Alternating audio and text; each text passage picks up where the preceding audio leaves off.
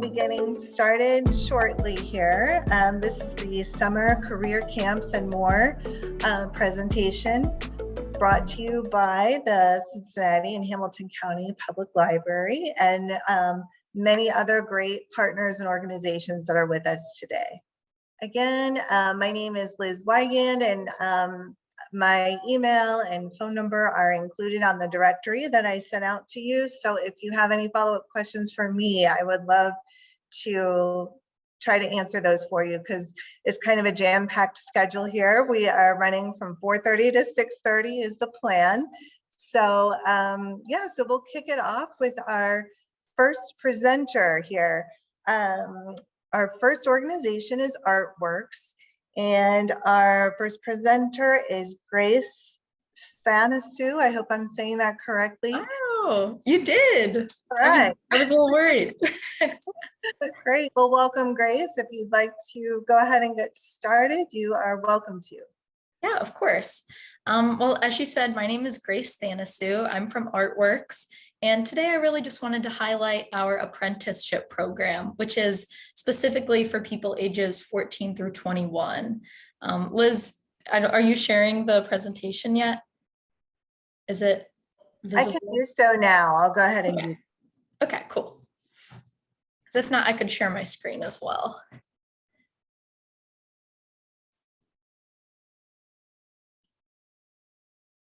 Is it?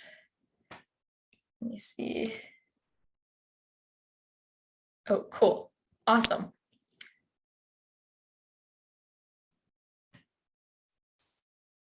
Okay.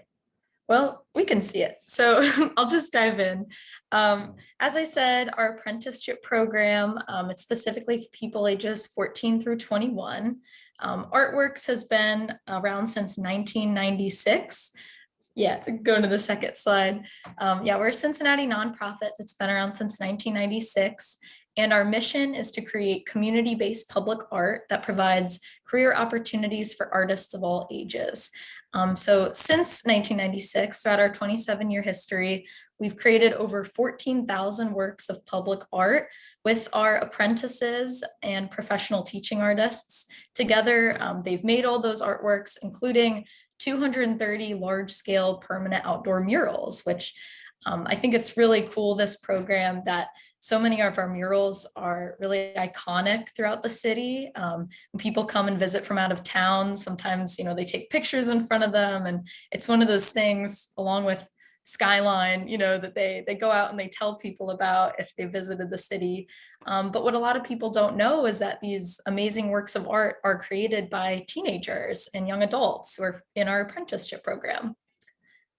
So I had some slides, since I know there's only so much time. We do have some year-round employment programs and a gallery program we launched this past year, but I'm just going to talk about the apprenticeship program, if that's okay, Liz. Job overview. Okay, cool. So as I said, our apprentices, they don't do this work alone. They work on a team with other apprentices led by a professional mentor teaching artist. Most of our projects are these large-scale murals, but we've also done some graphic design projects, illustration. During COVID, we did like a large sewing project, creating masks. So it's not limited to just painting. We try to do projects that cater to all sorts of artistic interests. Project locations are all over the city. We take pride in having employed apprentices from all 52 Cincinnati neighborhoods.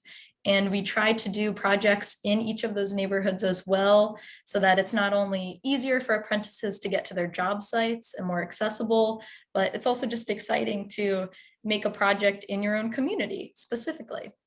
Our projects run throughout the year in the spring, summer, and the fall, but most of them occur in the summer, since we are working with a bunch of school-age people and we want to cater to that schedule.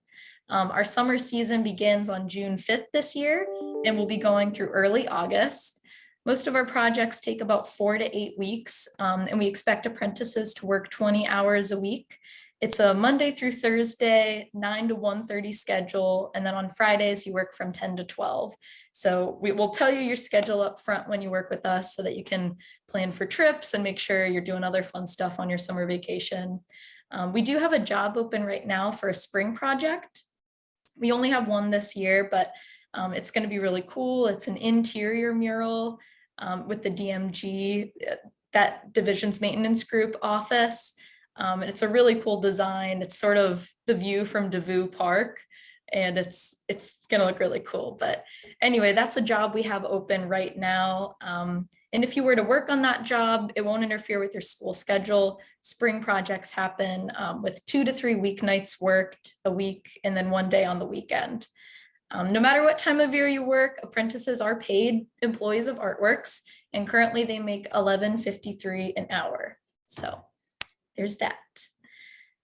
As I said, you have to be 14 through 21 to apply. But other than that, the main things we want in a candidate, we want people who want to work on a team. You are working with about at least 10 other people. It's a very collaborative work environment. We want people who are hardworking, not afraid to be out doing physical work. It's hot in Cincinnati in the summertime, so we want people who aren't, afraid of the heat and being up on scaffolding. It's a very physical and involved job. And of course, we want people who are interested in making art and learning from professional artists and are ready and willing to take critiques and improve on their skills and just have a good time on their summer job doing something meaningful that's going to impact the city for years to come. I think I have some pictures next of some murals. Oh, yeah. Well, basically, just a few of the other why reasons, it's paid. It's a great way to make money. It's a great way to make friends since all of your coworkers are in that age bracket with you. We do offer some professional development workshops throughout your employment as well. So not only do you have that experiential learning aspect of the job, but you also are getting real career readiness, preparedness through those workshops. And as I said, it's not like any other regular job. The work you do will be something you can look back on for years to come and be proud about, and it's going to make your city more beautiful. This is a quote from an apprentice we had in 2019. So you can just read that for yourselves. I like the pun she included. So that's cute. They had costumes. Yeah, they had people, they had the C-3PO costume. Yeah. This one's new. This is actually, yeah, this is in our parking lot, right by our artworks office. Good afternoon. I heard something. This one's downtown. This one highlights returning citizens. It was actually, these are real portraits of women who the apprentices got to speak with about, these are people who were previously incarcerated, but they're back out in the community and they got to hear from them and hear their stories, which is really cool. This one's at the School for Creative and Performing Arts. Jealous of that, that's fun. And this one, pretty iconic on Liberty Street. Yeah, I like that one. All right. So if this sounds like something any of you guys are interested in, I just want to run you through the application process. So you're going to want to go to our website, which is artworkscincinnati.org. I have a QR code here too that hopefully you can get out your phones and scan it, and it'll take you right to that page where we post all of our job listings. As I said, right now we have a job open for the springtime, and our applications for summer projects will be posted around mid-March. So we'll post all of the seasonal jobs at once, and you apply to the different jobs, like different projects you apply to individually for the season. Once you see a job that sounds good to you, you want to be a part of it, you prepare your application materials. Artworks does not require a resume or a cover letter. You're welcome to submit those, but you don't have to. The only things we do require are some art samples. So the first thing we want to see is a self-portrait that you've drawn of yourself with pencil. And then the other 2 samples can be any other examples of your artwork. You can do film, you can upload a photo of a painting you've made, really any sort of project that shows off your interests and your skills. And then, you go back to the job page where you saw the project you're interested in. You click on that and it'll walk you through the prompts. It's a pretty simple form. It's not a very in-depth application. It shouldn't take you too long to fill out. It's mostly just preparing your art samples. That'll probably take the most time. But yeah, so then you submit all of those items and congratulations, you've applied. Next thing we're going to do is reach out to you for an interview. We're not going to call back everyone for an interview. Don't be concerned about that though. And sometimes we won't call you back because you've worked with us in the past. So our policy is if you've worked with us in the previous 2 years, you don't need to do another interview. We'll just go on the one you did most recently. So then if you're contacted for an interview, we don't want you to be scared. They're not too intimidating. They're either going to be over the phone or they'll be virtual, and they only take about 20 to 30 minutes. For a lot of people who are applying with us, this is their first time ever having a job interview. And so we don't want to intimidate you at all. We want it to be smooth and positive. It's going to be either me or my colleague Amy conducting the interview. And yeah, we just want to get to know you and get a sense of why you want to work for Artworks. Yeah, on the next slide, these are some of the questions we'll probably ask you. Just, have you been employed before? If you have, we just want you to tell us where, how long you've worked there, and what your responsibilities are. We just want to know also if you have experience working on a team. This doesn't even have to be job experience. This could be you play softball, or you've been in the play and you've done something working with other people. We also want to know what type of art do you like to create, so that we can make sure we match you to a project that suits your interests and your skills. And most importantly, we're going to ask you, why do you want to work for Artworks? As long as you can answer those main questions, you're going to be golden. You'll have a great interview. And that's it. That's all I have for today. So if this sounds like a good job opportunity for you, I encourage you to scan that QR code and keep your eye out on our job postings. As I said, we have one open right now, and in mid-March, we're going to post all of our summer projects. You can also follow us on social media at Artworks Cincinnati or Artworks Cincy, and you'll get plenty of reminders about us if you follow us. And that's it. Thank you. Thank you so much, Grace. That had a lot of great visuals with it as well, which I hope was helpful for all of our students and everyone joining us today. We do have one question I noticed that just posted. It says the spring job says 16 plus. Will the fall project be similar? So the job for this spring, it must involve being on scaffolding. So for that, we do require 16 and up, just because of OSHA. So if fall projects don't involve scaffolding, it can be 14 through 21. But yeah, right now our only job we have posted, it involves scaffolding.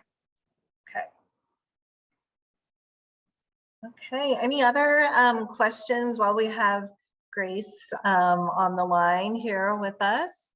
I'm sure, like I said, you might read up more on the different projects and have more detailed questions later that you could follow up with Grace later as well. So yeah. I'll throw my email in the chat if there are any other questions. Okay, thank you. Thank you. All right, and our next speakers will be talking to you about journalism camp. Our speakers are Jenny Wolfarth and Kara Osley. So yeah, thank you so much. Yes, hi everybody. I'm actually sorry to tell you that my partner Kara can't be here. She is a photographer. She's the director of photography for the Cincinnati, director of photography, visuals for the Cincinnati Enquirer and Cincinnati.com. And sometimes a journalist job pulls them away from other stuff. And so she texted me a little bit ago and said she won't be able to make it. So it's just me. And apparently my cat will be joining us today too. So he's the cat that doesn't like to get on Zoom all the time. This is a rare sighting. But anyway, he's taking a bath back there. But I'm Jenny Wolfarth, and I am a professor of journalism at the University of Cincinnati. I'm super excited to talk to you about our high school journalism camp, which isn't just for people who want to go into journalism, but that's one of the areas we're most interested in. Thank you there we go. Now we're up and rolling. So if you want to go to that next slide. So our camp is a one-day camp that we do. And I'll tell you a little bit about us and the camp, and my presentation will be nice and sweet and short, I think, but I am known to talk a little bit. My students will tell you that, my college students. So this is a camp we've done for 4 years. Now we actually skipped, it wasn't 4 years in a row because we had to deal with COVID like everybody else did. It's mostly been in person. We've done it in person 3 times, and we did a virtual camp in 2021, I think. Last year we did our camp in person. It's always in summer. It's been a 1-day thing and it's been a 2-day thing. So we kind of have changed that up each year, and I'll give you more details about the specifics. If you could go back to that one slide, I apologize, Liz, I should have been more. Let me tell you who the folks are, or the 2 organizations. Let's see, the second slide, there we go. So let me get all this garbled alphabet soup of all these groups kind of sorted out for you. So there are 2 professional journalism groups that collaborate on this summer camp, and we're both focused on journalism is our background.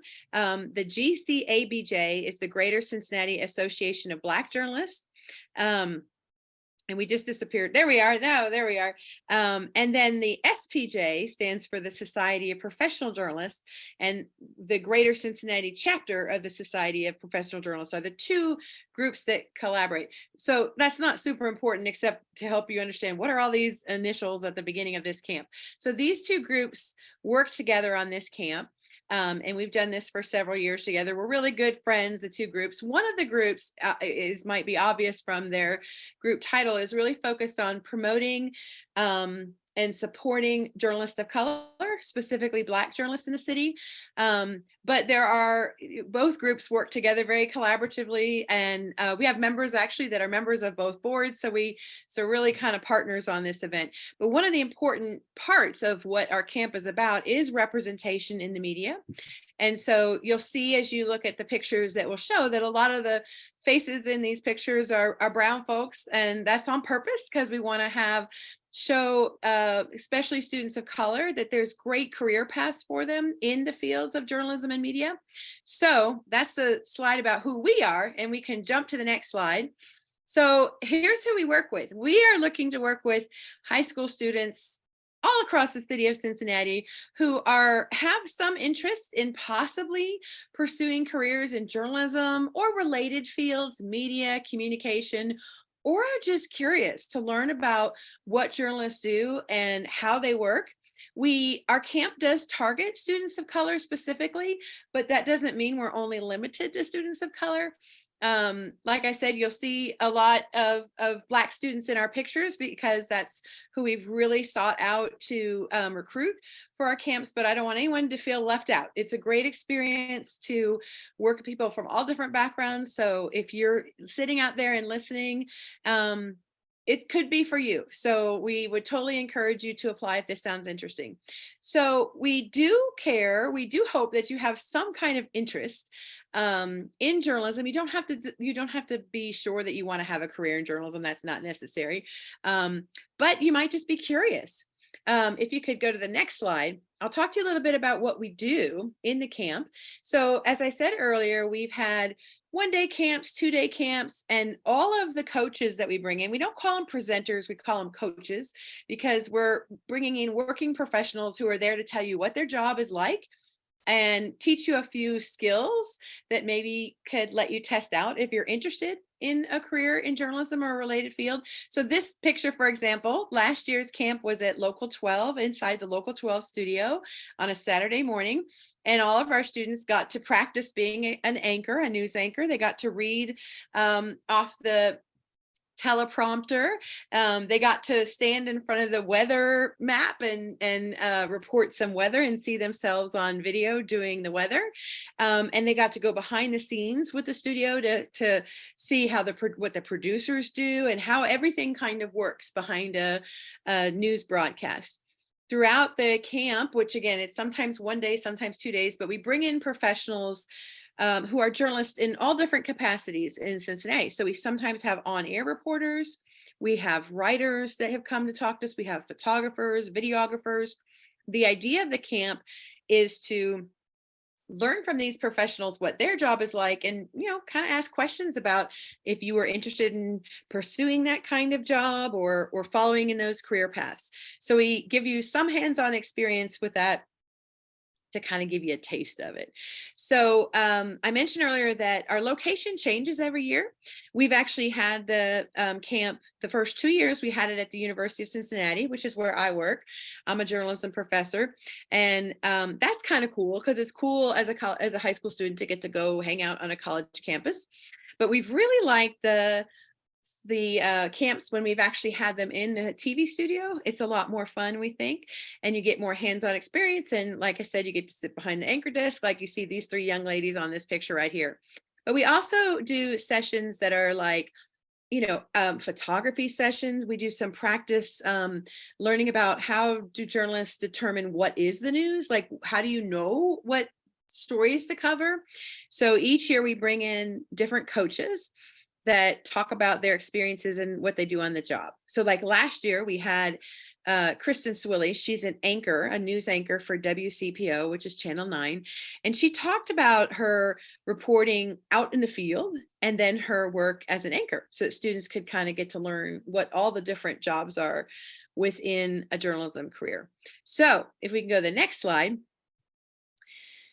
So how to apply. So our application period isn't as well organized as Artworks is. We don't really have a standard website, but we're the best thing, if you are curious about this, at the end you'll see my email address. You can email me about anything for follow-up. But we create an online application. We distribute that through the schools. Actually, we reach out to teachers who are teaching in any subject areas like this, and we reach out to counselors and advisors. But in case we somehow miss your school or whatever, you can contact us and we can send you the link. It's a very short online application. It's just some basic information. We ask you what your interest is in journalism, and then we have students do, it's about a 300-word essay, a very, very, very, very, very short essay, just describing why you're interested in the camp, why we should pick you for the camp, and what your interest is in journalism. Then the members of both of these professional groups, the GCABJ and the SPJ, review those applications. And usually by early May, I think usually is when we let people know, late April, early May is when we'll contact you and say, hey, you've been chosen for the camp, and give you all the details that you'll need to know. So this year's camp date will be on June 17th. We don't know yet where. It could be at Local 12 again, but we're also possibly considering having it at WLWT, which is the Channel 5 news station, or possibly WCPO, which is Channel 9, but it's very likely we'll have it at another TV studio because there's such good hands-on experience with that. It'll be a one-day event this, I'm seeing good. I'm looking in the, just want to make sure I wasn't missing any questions. It'll be a one-day event. Usually it's like from 10 a.m. to about 2 or 3 p.m. because we've learned that high school students don't want to get up really early on a Saturday in summer. So we respect that. And our coaches change every year, but we have a lot of people that have helped out year after year. So let's see, next slide. Oh, yeah, that's just contact information. So I can answer any questions you have or talk more about any of the specific. I think I'm got about 60 seconds left here, but I can field any questions about the camp, or yeah, we would just love to have you apply if this sounds interesting to you. And again, you don't have to be 100% sure you want to be a journalist, but if you're just like, hey, this would be something cool to do on a Saturday in June, we'd love to learn about you and have you be a part of this. So I'll pause. If anybody has any questions, you can post them in the chat, or yeah, I'm happy to answer any questions.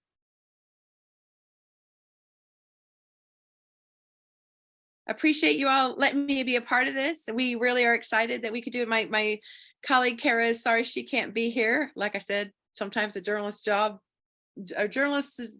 pulls them away from other things, but she sends her best wishes, and we just appreciate the opportunity to talk to all you guys. We hope you find cool stuff to do this summer, and maybe it'll be some of the programs you're learning about today. So thank you, Liz, and the rest of the library gang for giving us this opportunity to talk. We really appreciate it. Sure. Thank you, Jenny. One of my coworkers, Piper, said she's a student of yours, and when she saw your name, that you were one of our speakers, she's like, oh, she's going to be amazing. So I know thank Piper, you. she's amazing. That's awesome. Oh, how lovely. Thank you for sharing that. Yes, sure. Okay. Thank you so much. Thank you so much. And I guess we'll move on to our next speaker here. Our next speakers are from the City of Cincinnati Youth to Work program, which is a program that covers many, many different jobs and opportunities here in the city. So with us today is Brandon Elliott and Tiffany Stewart from the Cincinnati Recreation Commission. So welcome. Thank you. I hope everyone can hear me. I think I pushed off mute. I apologize. I don't have a presentation for you, but I am here to talk about jobs for the youth. For those kids that are between those ages of 14 to 24, we have tons of jobs for those youth. We are a program that provides the summer jobs to young people. We couple that with the comprehensive training component to build on skills and develop their work sites. Our mission always is to foster those academic, personal, and professional growth through our experience. So we partner with Artworks, we partner with Groundworks, we partner with the Cincinnati Museum Center, and sometimes with the universities throughout the city to place kids in positions where they can either develop in employment, they'll get some readiness and job readiness and some soft skill developments. But at the end of the day, our goal is to find a way for the career explorations for those that go in, find out exactly what they like to do. We do hire. Our applications are currently open, and I will put that in the chat so you all can see where you can go and apply. But we have jobs inside recreation facilities that are open. We have our fire cadet and our police cadets that are open right now. I believe Artworks just said that they got a position right now that's getting opened. We also have what we call our community partners, and those community partners are other local organizations throughout the city of Cincinnati that want to hire youth. Like I said, that's our Cincinnati Museum Center, Miami University. We actually had kids working with them, and they actually were doing robotics. So they learned robotics and was able to teach some of our summer camp kids some robotics, and they were able to go up to the university and kind of see a little bit about the robotics division. The other things, we also work in our athletics. So those students this year are going to actually get certified to become an official referee. So if that's something you're interested in becoming, we'll be doing that. They'll learn that and have that certification after with them throughout the summer. We also average about 500 youth throughout the city of Cincinnati. That's with our partners that I mentioned. But we also have a new program that we are starting up, which is our Lifeguard Academy. We are paying students to go through Lifeguard Academy, learn how to swim, get the lifeguarding skills they need, and you are going to get paid while you learn. We just upped our pay rates for our lifeguards to $16, between $16 and $18. So if you are interested in becoming a lifeguard, our classes are going on Monday through Friday.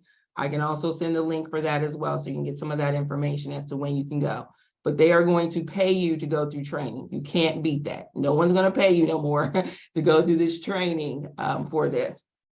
The other thing that we do is we have a tennis program, an NJTL tennis program. We're hiring tennis coaches right now between those ages of 14 to 24 and even older, really, for that one. So those are all the positions that we have. We have our athletics. We have a marketing department that's hiring those.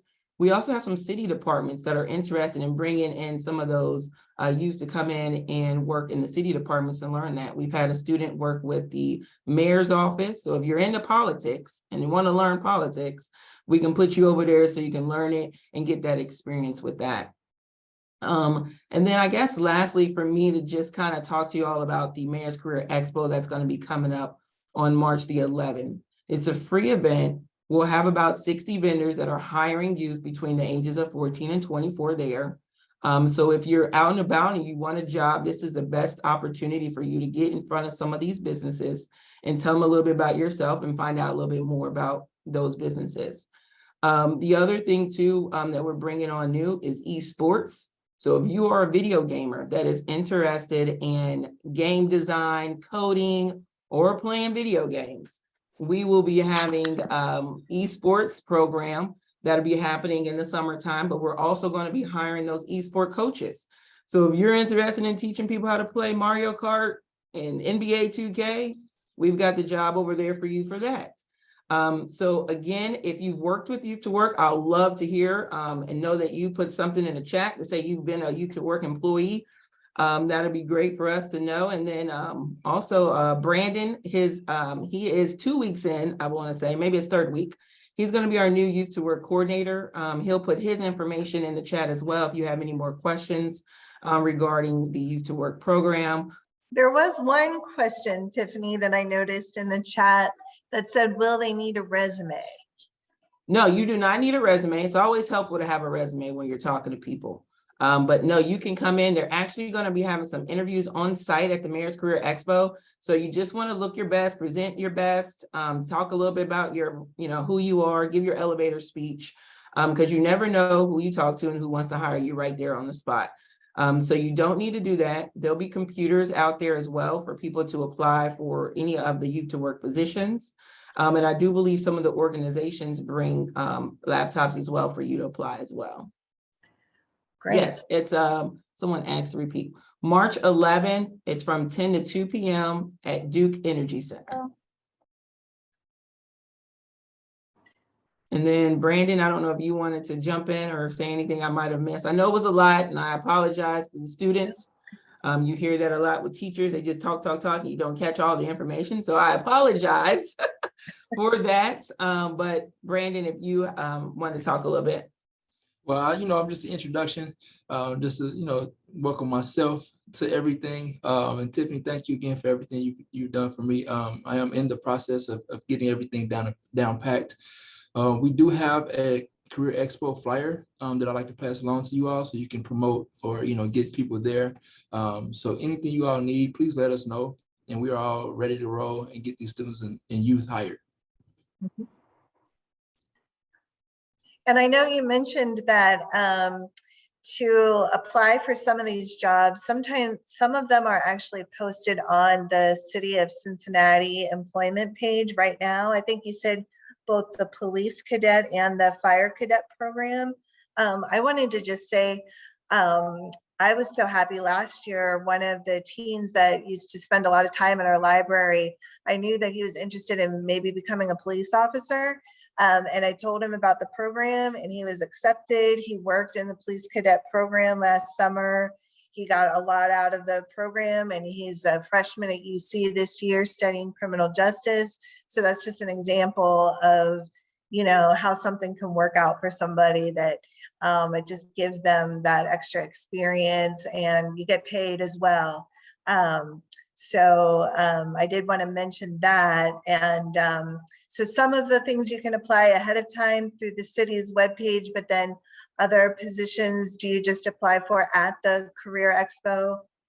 Yeah, for the other organizations, you can definitely apply for other at the Career Expo. And again, a community partner one, that's another avenue for those that don't want to be a rec leader or in athletics. You just apply through the community partner. And what that does is that places you with an organization that we may partner with on the external. Okay. But I will be at the Career Expo. Brandon will be at the Career Expo. You can just pull us aside and say, hey, walk me through this process. How do I do it? And we'll be available to do that for you. Great. Okay. Let's see, do we have any other questions in the chats that need to be answered? I think we've covered them. So great. Well, thank you both so much for being here. So we can talk a little bit more about the Youth to Work program, since that is such a big program in the city. I know in addition to, I don't know if these were Youth to Work positions or not, maybe Tiffany, you might know this, but I know that there were tennis instructors that were needed for the free tennis program for youth. And they were hiring, I think it was age 15 and older, to help sort of run those tennis camps that were in various neighborhoods across the city. So that might be another option if you're athletic, if you like working with young kids. Yeah, Tiffany, go ahead. Yeah, so that actual position is posted as well. And they are going to actually look at hiring 14-year-olds through our Youth to Work program. So the 14-year-olds will come through this Youth to Work program as well as those older ones. So we are out at about, I want to say maybe 9 sites. We just started last year a preschool tennis program. So we'll be teaching the preschoolers a little bit about tennis. It is 2 hours a day. It's 2 hours a day at different locations. So I don't want to give you the times because they vary depending on your location. But then you also go on a Wednesday or Thursday, you do a match day where you go out to our Lunkin tennis facility. And then at the end, they usually take the kids out to Western Southern for a tennis match. So it's a great opportunity for you if you're interested in doing anything related to teaching, tennis, sports. And then the other thing that we do is sometimes we keep these kids on year round. And we have had some kids who've worked year round, they turned 18 and they became a CRC employee through our program. We actually just promoted 4 Youth to Work kids who came through our program, became a CRC employee, and now they are community center directors. So you may see some of those kids if you're working with us throughout the summer. So we're excited to have them on board. Great. And I know last year when I asked about the tennis, the coordinator for that particular program said it's great if you play like on your high school tennis team or something, but even if you're not specifically trained in tennis, as long as you have an understanding of the basics and you're, like you said, good working with kids and just being active and being outside, that's probably the most important part. So yeah, great. Okay. And I believe if I can, I know you sent me the flyer for the Mayor's Career Expo. Maybe I can share my screen and everyone can see that. That would probably be helpful. Let me go ahead and do that. Let's see. Okay, do you see the poster there with the details? Yep. Okay. So Saturday, March 11th from 10 to 2 at the Duke Energy Center downtown. And it's really, did you say it's open to ages 14 to about like 21? Was that the kind of age range? It's open to actually 14 all the way up, because we've seen parents come in that's helping them, their child get a job, but then they be like, oh, I need a job. So it's open. So we will have some companies that will hire 14-year-olds, and we'll have some companies that would just say, you know, they have to be 18, but we'll be making sure to mark those companies so you know where to go and who's hiring. Great. Okay. All right. Did we have any other questions about the Youth to Work program at this point?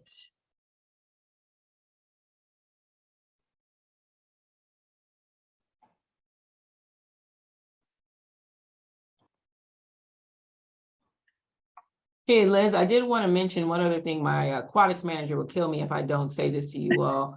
Although we're hiring lifeguards right now for the ages of 16 and 18, we are also hiring slide attendants, gate monitors, and pool managers. So there are positions that you don't have to know how to swim. But if you want to be out in the pool, on the deck, hanging out with some friends, we have other positions, and those pay rates are also looking at being increased. So just keep that in mind as you're looking at aquatics. Yes, that's a great point, because I've often thought that, like, not everybody maybe feels like they could actually be a full, lifeguard, but maybe if you work the gate, if you work the slide, you're still in that environment, you're still part of the team, but maybe the requirements aren't quite the same as what a lifeguard would need to do. And there was a chat question about 13-year-olds. What about 13-year-olds in regards to lifeguarding? Now might be the junior lifeguard program, right? Yeah, our junior lifeguards start at 14, so we don't have anything for a 13-year-old at the moment, but we do for 14-year-olds. And then I think someone asked about business attire.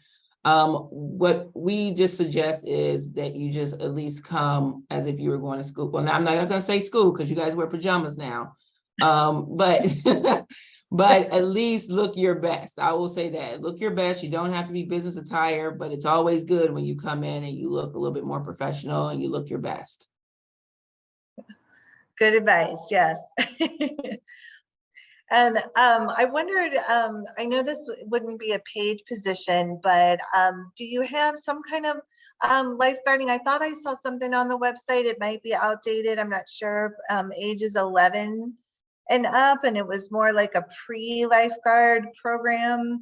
And you get to do It's our swim team, and so you can be a junior lifeguard at that age, but we can't pay you until you're 14. Right. Okay, so just look at the Cincinnati Recreation Commission, like aquatics page to learn more about that. Okay. All right, well, thank you again for expanding on all of that information. Such a wonderful program that's been around for many years and is always evolving and creating new opportunities for teens here. One more question, can you do esports if you're 13? You can be part of the program. So the program is going to be for ages, I want to say 10 to 17. And those will be at a couple of the recreation facilities. But as far as being a coach, you would need to be, I believe they're saying 15 for the coaching for that. But there's always, if you're turning 14, I'm sure if you're an awesome 14-year-old, they'll probably take you too. But to work as a coach, they're looking for a little older. But to be a part of the program and to compete, you can definitely be 11, 12, however old. Great. Okay, well, our next organization that's going to present is the Hamilton County Youth Employment Program. And our speaker today is Sarah Gray. Hi, it is actually really great to see a lot of you in person. We've been partnered with you guys this last year. We will be at the Mayor's Career Expo on March 11th, promoting this program. And we'll also be at libraries across Hamilton County on Mondays, Tuesdays, Wednesdays, and Thursdays from 4 to 6. Mondays, 4 to 6 in College Hill and North Central. Tuesdays in Norwood, Wednesdays in Covedale, and Thursdays in Norwood. So representatives from our program will be from 4 to 6 there to sign up youth for this particular program. We are kind of new, but kind of improved. We've always had the Summer Youth Employment Program with Hamilton County, but last year we took it year round. And we serve the entirety of Hamilton County. We lifted a lot of the requirements on the program. So all youth 14 to 21 would be eligible for the program. There's not an income limit. There's not, it's very loose eligibility. So we're really excited about that. It gives us an opportunity to serve all of our youth throughout the county, from the east to the west, to the far north, and the far south. So that's exciting. Our program, it kind of encompasses everything that has been talked about today from other programs. We have job readiness training, personal branding, financial literacy, resume building, communication, skills assessments, problem solving skills, life skills. Those are all kind of like prerequisites to our program. We prepare you to go into your employment, and then we find employment for you. And it'll be based on what you like to do, what you're interested in. And all employment is paid $13 an hour throughout the entirety of the program, with opportunities for you to be hired on directly to whatever employer you're working with. So that's really exciting as well.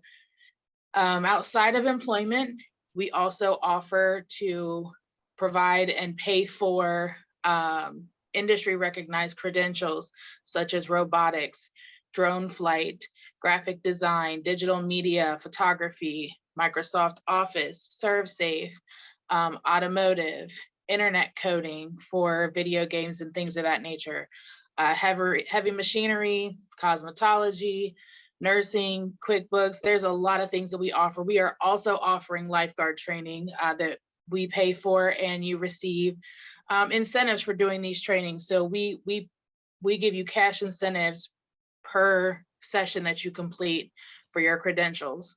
And then we offer workshops for things like entrepreneurship, and getting people from like the music industry to come and explain what the music industry is like. We have a lot of youth that are interested in music, and digital design, digital media. So we have people that come out and do workshops to talk about that. And everything that you do in this program, you get paid for. If you're employed, you're paid $13 an hour. If you're doing credentials, we pay for the credentials and also pay you per training. So that's kind of a really exciting thing for us as well.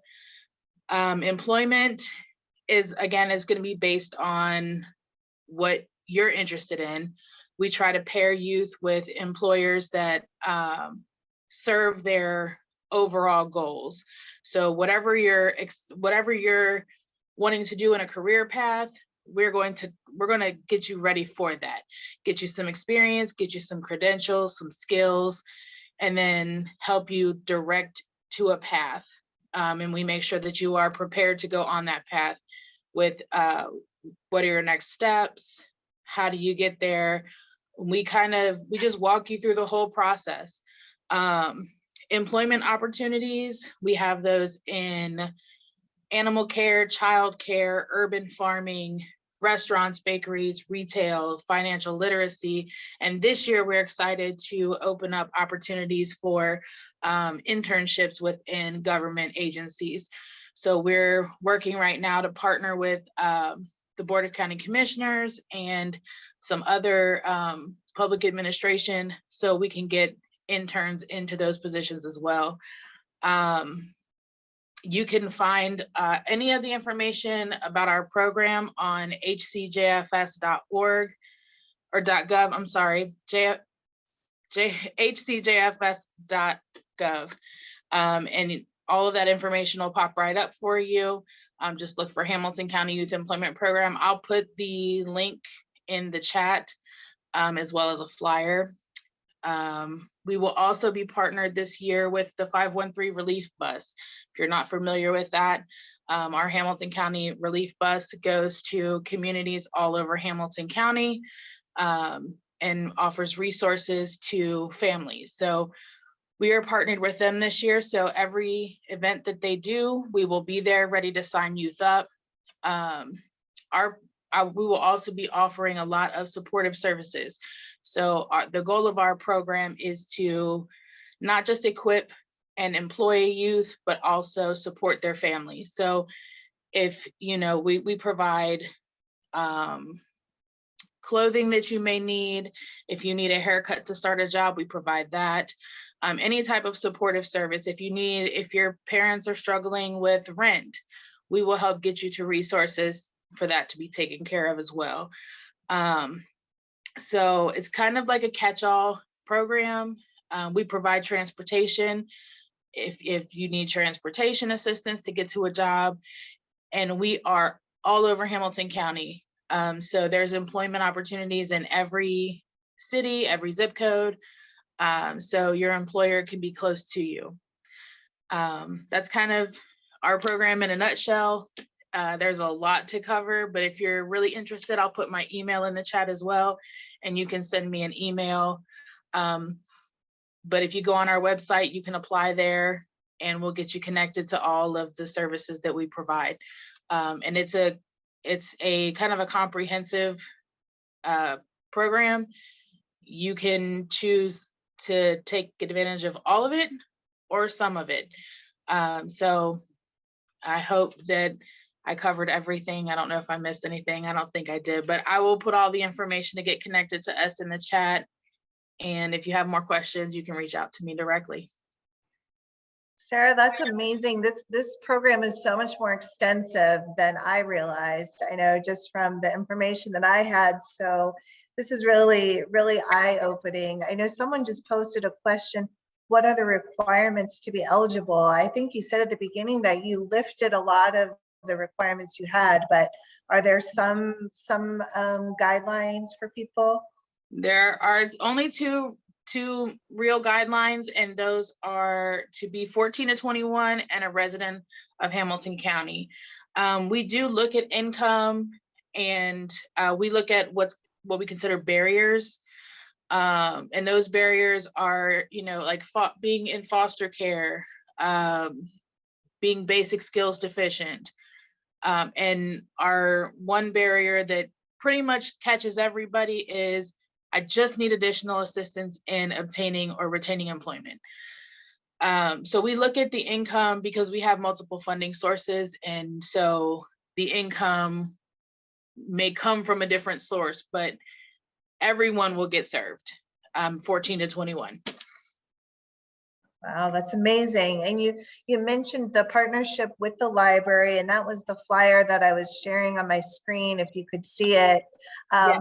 So would people, so I think is the idea that you're having it at these branches to make it a little more accessible to people so that they don't have to necessarily go to the office downtown. They can maybe go to a neighborhood branch that's closer to them. Yes. So everything that we're doing this year is to make it super accessible. We served 850 youth this year, and we're looking to double that next year. So we are taking it to the community.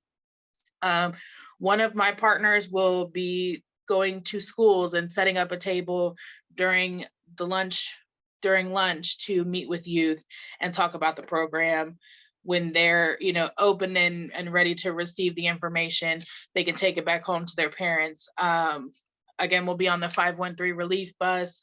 I'll be doing a bunch of events in March, going to different facilities, meeting different people in different places. So keep up on our website. That information will be posted on our website where we're going to be. But we have a lot of stuff coming up February and March where we're actually just coming into the community to make things a little easier. Our flyer, which I can send, I think I should be able to post that, but I'll get that in there. But we have a QR code. You can scan the QR code. It'll take you directly to the website, or you can go on the website. Really, all you got to do is Google Hamilton County Youth Employment, and it pops right up. It's the first thing on there. But we will be in the community doing a lot of community events to recruit youth. So look around for us. We'll be out there. Well, thank you. Thank you so much, Sarah. That was great. Yeah, I really hope some of our attendees today can take advantage of that and participate. So thank you. Okay, I think we're moving on to our next organization. This is the UC College of Nursing Leadership 2.0 program, and our speaker will be Jada Whiteley. So Jada. Hello, how are you all? Happy to be here. So I also don't have a PowerPoint. I apologize. I did not come prepared, but I'm here to talk.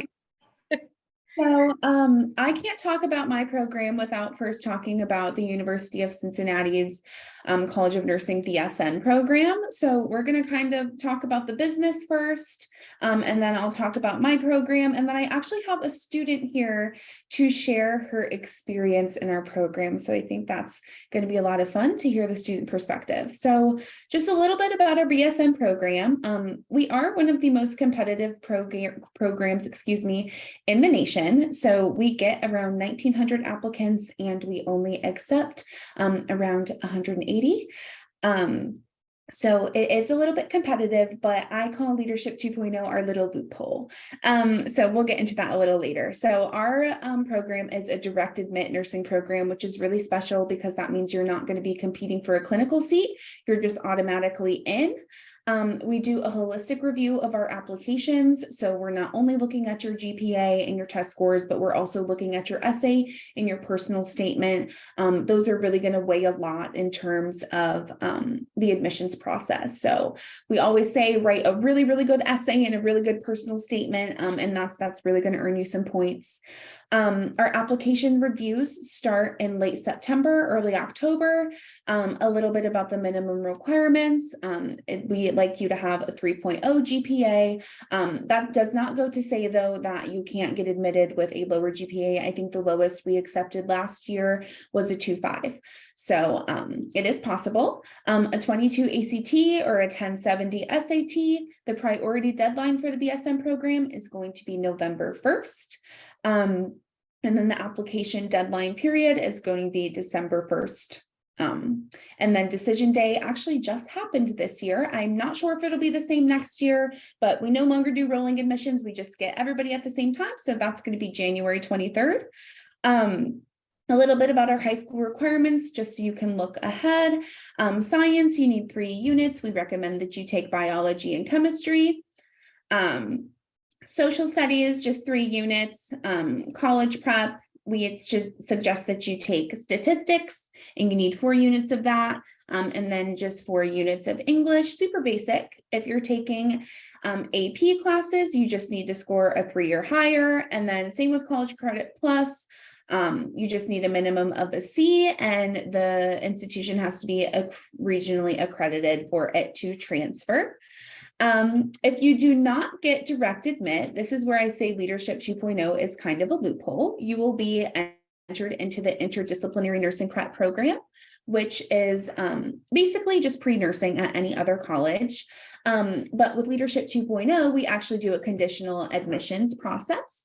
So if you interview for our program and you get accepted and you complete our summer bridge program, which I will talk about a little later on, you will actually get direct admit into the nursing program, which I think is really amazing. It really allows us to take some students, who might have struggled in high school and really let them shine through social support throughout here. And that is all me. So you will just get to hang out with me all the time. So here at UC, we do 800 plus clinical hours. You have unique clinical opportunities here. All of our clinicals are within walking distance. We have a level 1 trauma center, and we also have the number 3 children's hospital in the US. So just a little bit about that. We also have a co-op opportunity. It's a paid hands-on experience working in the hospital. And then we also have some international clinical opportunities. We take students to Tanzania and Thailand. So yeah, that's a little bit about our BSN program, but now on to Leadership 2.0.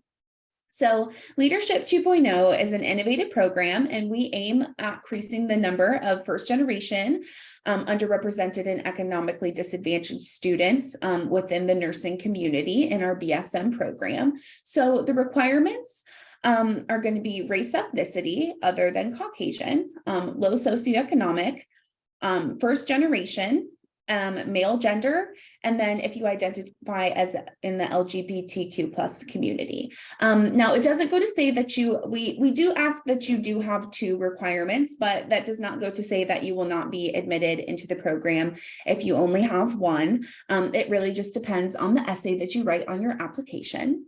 So a little bit about our application process. Our application is going to open in September. I shoot for the first week of September, but things happen and things get really crazy. So sometime in September, I promise it'll be up on the website. So you can find it on the website. And then additionally, we do send communication about 3 times.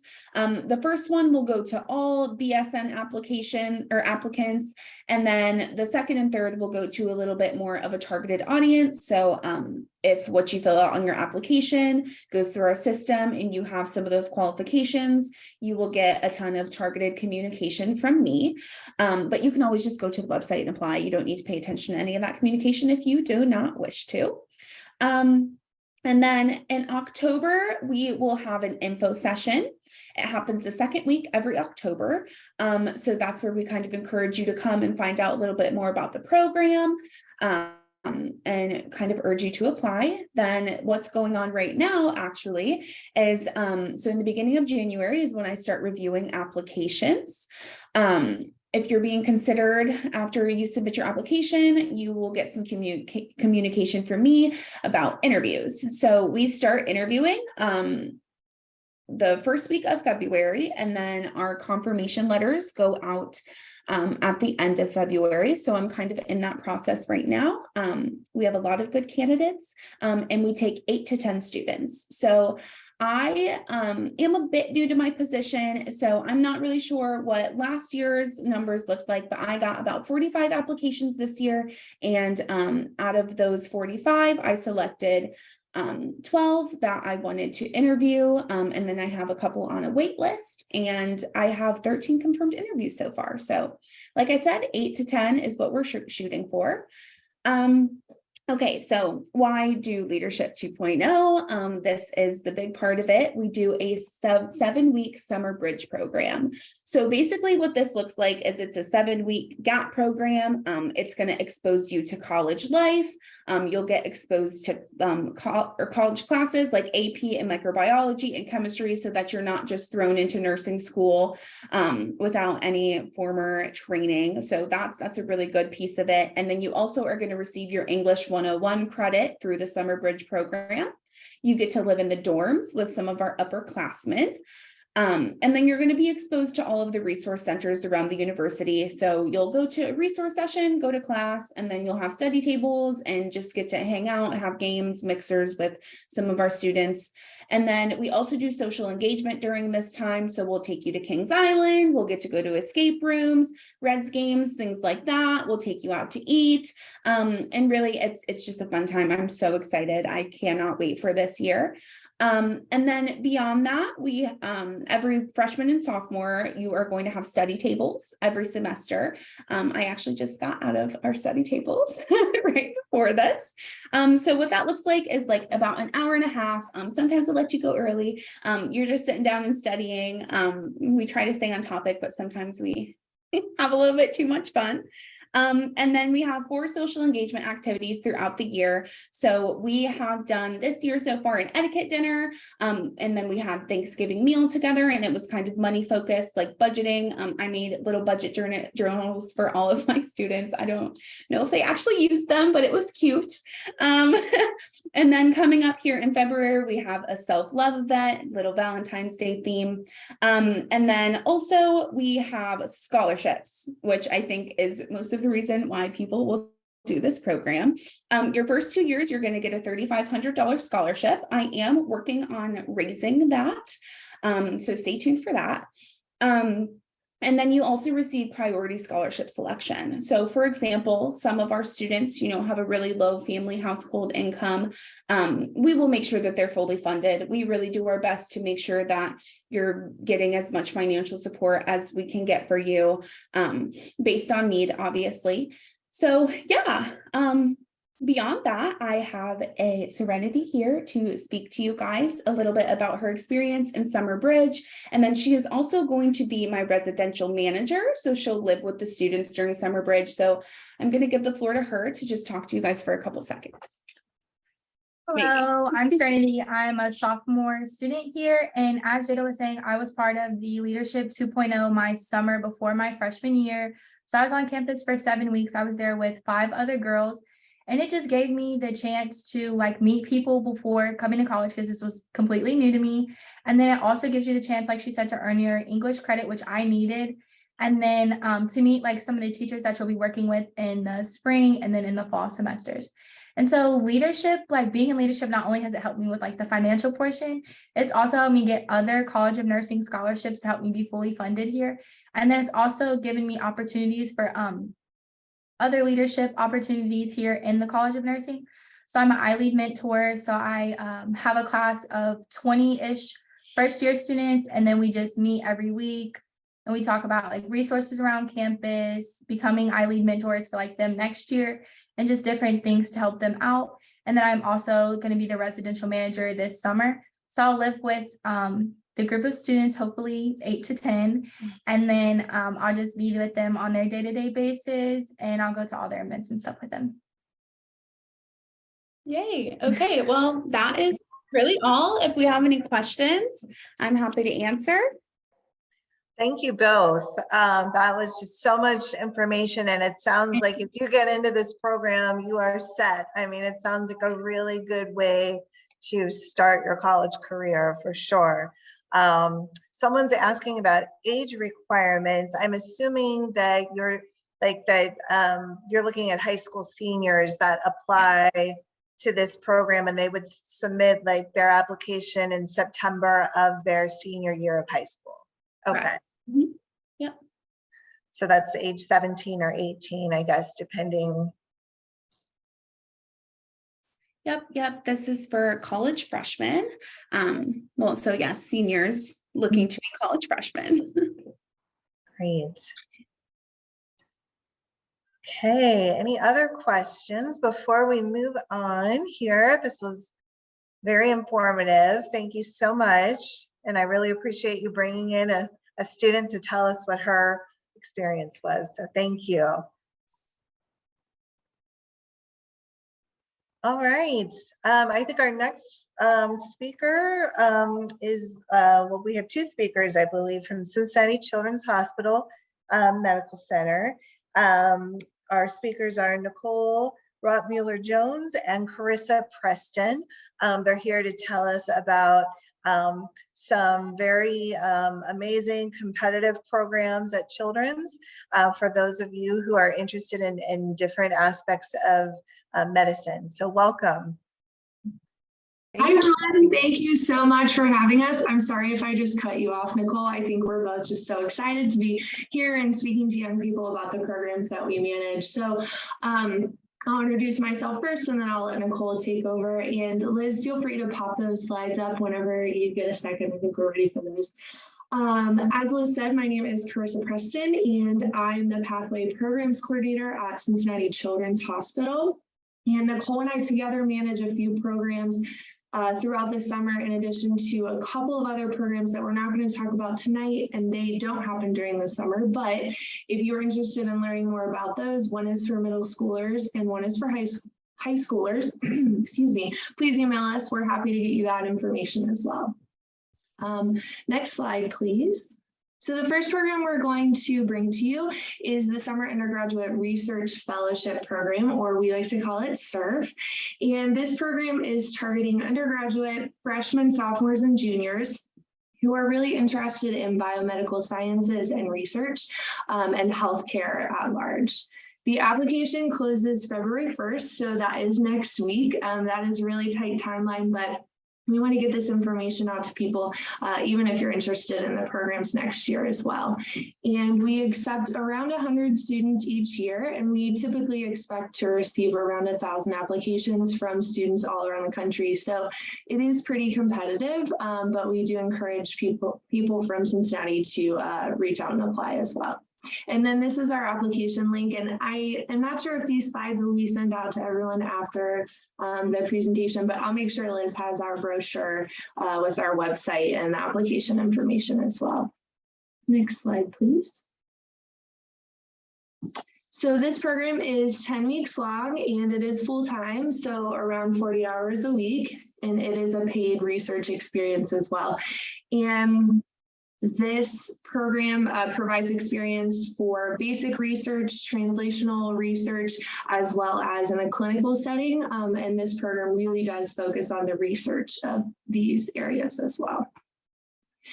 We also have lunch opportunities and seminars for the students, and we have a really wide range of opportunities and topics that we cover. A couple of them are ethics in research, biostatistics workshop, surgery seminar, introduction to surgery, and introduction to pathology, scientific writing workshops where we really talk about how to present the research that you're working on all summer. We also have opportunities to have lunch with Children's Hospital faculty, professional development workshops, job shadowing opportunities, and then a capstone poster session where students can present their research that they've been working on all summer. There's also a wide variety of social events and opportunities for the students, including a picnic, an ice cream social that is a fan favorite with the students, a visit to the Cincinnati Zoo, and a behind the scenes tour of the Hawksworth Blood Center. Next slide, please. This is just the contact information for this program. So Dr. Sherry Thornton is our program director, and that is my email as well there. Next slide, please. And I'll let Nicole take over from here to talk about the program that she manages. Thanks, Carissa.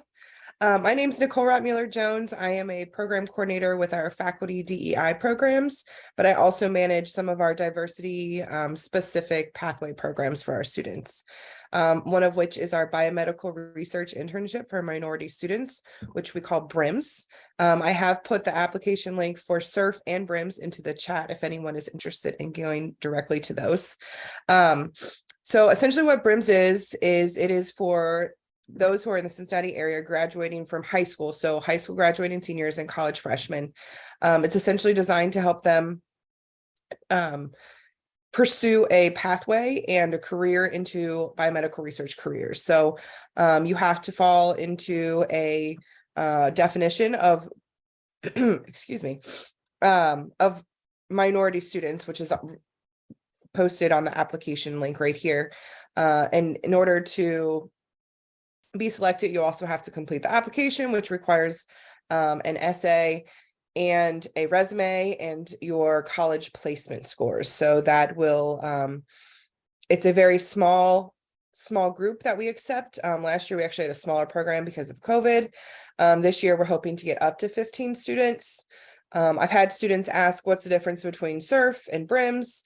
Essentially, you're getting the same research experience, but with BRIMS, we're doing a little bit more targeted career development and professional development based on diversity dimensions.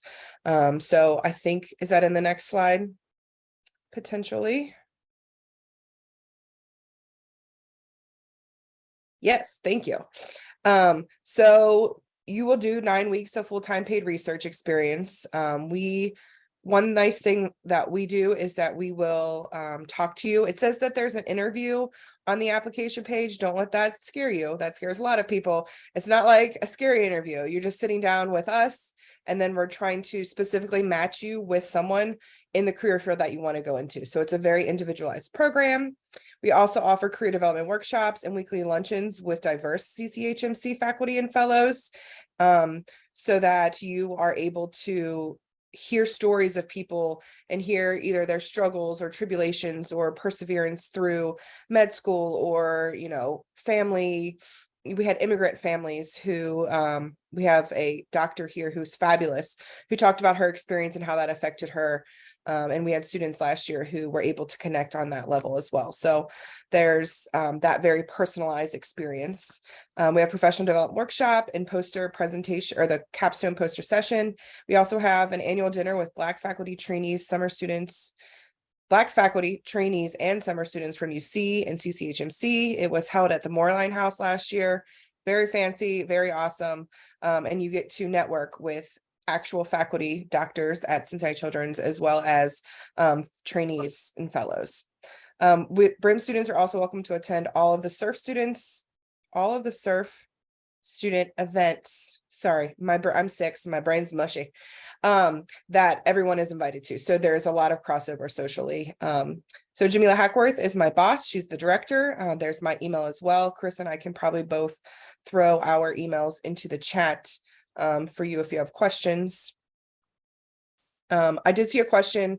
What age do you have to be in surf? Carissa, do you want to answer that? Well, yeah, thanks for calling that out, Nicole. So for surf specifically, you need to be at least 17. Actually, 17 is the minimum age for all of our programs. I think that's a Cincinnati Children's Institution guideline. And for surf, we target undergrad, freshmen, sophomores, and juniors. And those, you have to be enrolled in undergraduate classes the fall after you participate in the program. So for instance, if someone is participating in surf this summer, they have to be enrolled in undergraduate classes this fall. Great. So the last program we're going to bring to you is the High School Senior Summer Internship Program. And this program is geared toward graduating high school seniors in the Cincinnati area. And this program's a little different. It doesn't have quite as heavy of a research focus as the other two programs do.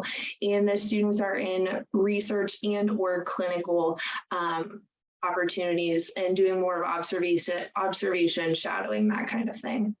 And there are weekly lunch sessions for this group as well. They're a little more of a small group than surf, and they do lectures with faculty from all over the institution who have a wide range of specialties. They also do a session at the Simulation Center, which is really great and experiential. We're incorporating volunteer community service opportunities this year. And then there are also some social opportunities as well. And the mentors that these students are working, oh, sorry, a couple more things on that slide. Sorry, Liz. Sorry about that. Oh, it's okay. We're all good. Let's see. It's okay if not. I think I also should be able to remember what it says.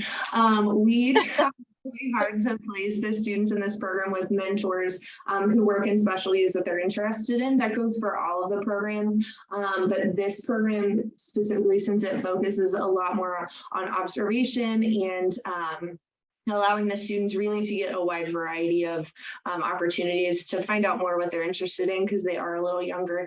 And this program is 20 hours per week. It is paid though, and the students are here for 8 weeks. So it is a little shorter than Brims and Surf as well. And then I don't remember the last point, but I think it might have been the application website. So Okay.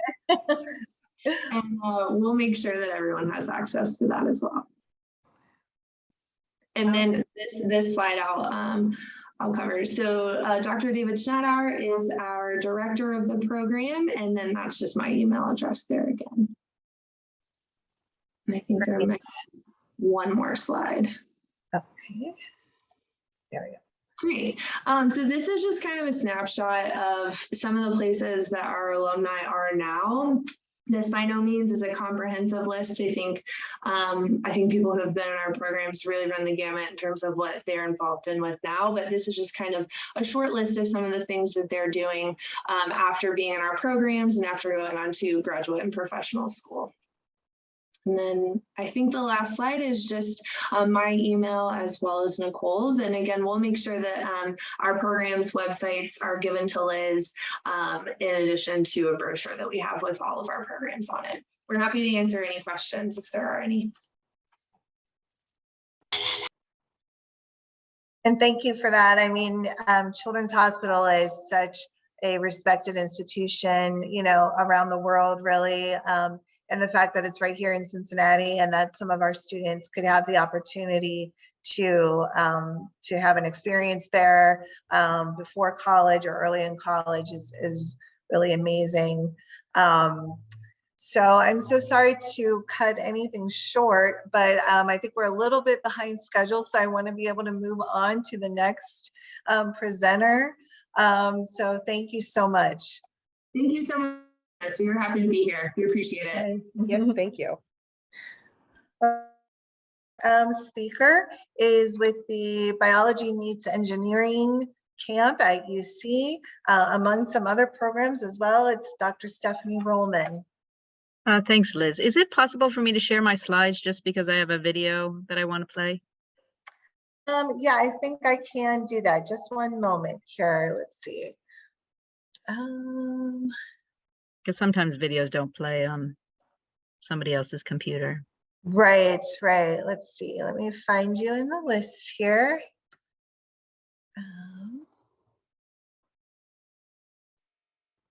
Okay, Stephanie, I think now you should be able to share your screen. Great.